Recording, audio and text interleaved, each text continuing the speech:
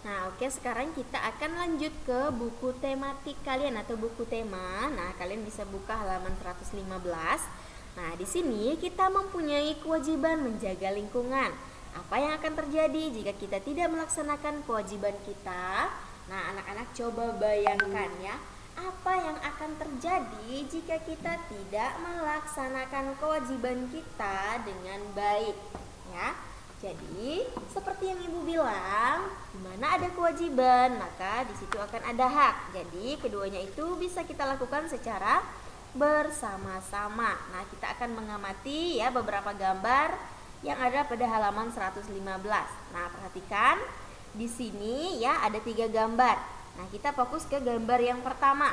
Nah, di gambar yang pertama ada 2 pertanyaan. Apa penyebab hal di atas? Nah, apa penyebab dari gambar di samping ini? Nah, penyebabnya penebangan hutan itu dilakukan secara liar. Kemudian, dampak bagi lingkungan itu adalah lingkungan menjadi rusak. Nah, kemudian selanjutnya dampak bagi masyarakat itu apa? Nah, masyarakat kesulitan mendapatkan air bersih. Kemudian, tulis saranmu supaya hal ini terjadi. Nah, sebaiknya hutan tidak boleh ditebang sembarangan. Nah, itu adalah penjelasan di gambar yang pertama. Kemudian kita akan lihat di gambar yang kedua. Nah, pertanyaan yang pertama, apa penyebab hal di atas? Penyebabnya itu adalah hutan gundul dan penyempitan aliran sungai sehingga menyebabkan terjadinya banjir. Nah, dampak bagi lingkungan adalah banjir merusak sarana dan prasarana umum serta rumah warga. Nah, kemudian dampak bagi masyarakat. Nah, dampak bagi masyarakat itu ya, masyarakat menderita karena kehilangan harta, benda, dan bahkan mereka bisa kehilangan nyawanya akibat dari banjir tadi. Nah, kemudian kalian bisa tulis sarannya ya, agar hal ini tidak terjadi. Nah, sarannya sebaiknya tidak membangun rumah di tepi sungai dan tidak menebang hutan secara sembarangan agar tidak terjadi banjir. Nah, kemudian yang selanjutnya itu pada gambar yang ketiga. Nah, apa penyebab hal di atas? Nah, penyebabnya itu karena hutan gundul. Ya, perhatikan pada gambar di sini tidak terdapat satupun pohon ya. Jadi di sini termasuk ke dalam hutan gundul karena tidak ada tumbuhan yang hidup di tanah tersebut. Nah, dampak bagi lingkungannya itu adalah merusak lingkungan. Ya, jadi lingkungannya itu jadi rusak karena akibat hutan gundul dan tidak ada tanaman yang bisa tumbuh di tanah tersebut. Nah, kemudian yang selanjutnya dampak bagi masyarakat. Nah, dampaknya itu adalah banyak rumah tertimbun dan banyak korban jiwa. Nah, tulis saranmu supaya hal ini tidak terjadi. Sebaiknya tidak menebang hutan sembarangan dan tidak membangun rumah di daerah perbukitan ya. Nah, ini adalah beberapa dampak. Kemudian saran yang bisa kita berikan kepada orang-orang yang misalnya mereka membangun rumah di daerah perbukitan tersebut ya. Jadi mereka bisa mengikuti saran yang kita berikan.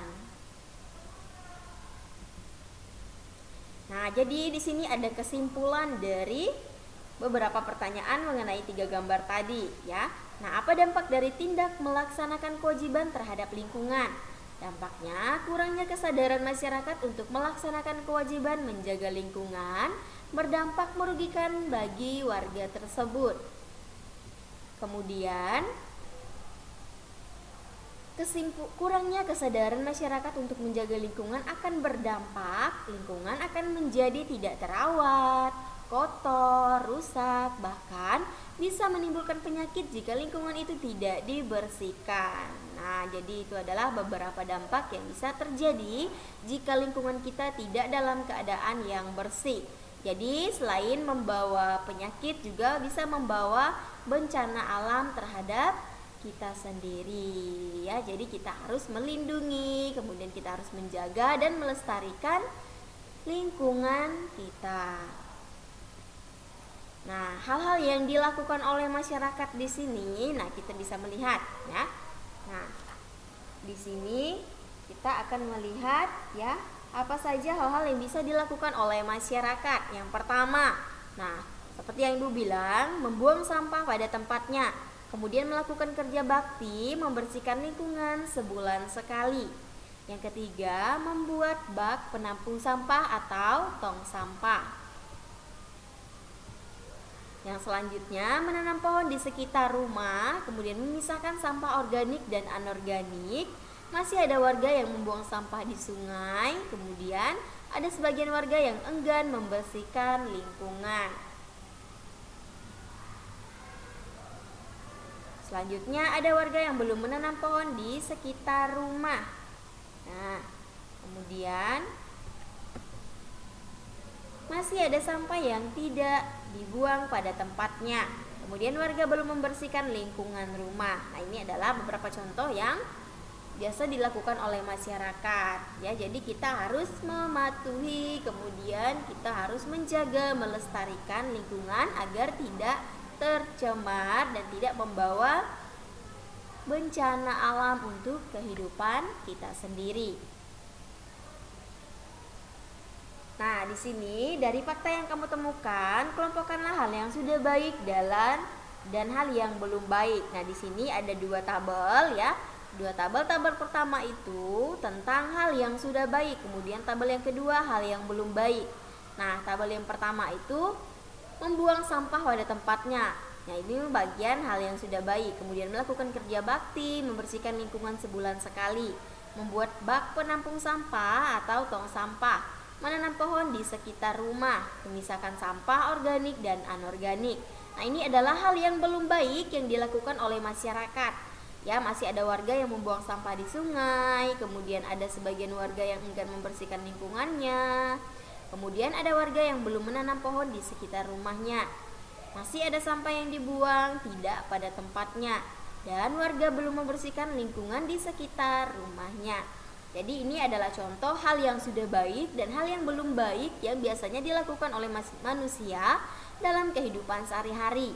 Nah, yang perlu kita contoh agar lingkungan kita tetap bersih, kemudian tidak membawa dampak yang buruk terhadap kehidupan kita, itu adalah hal yang sudah baik. Ya, nanti kalian bisa terapkan di dalam kehidupan kalian sehari-hari bersama dengan orang tua kalian di rumah.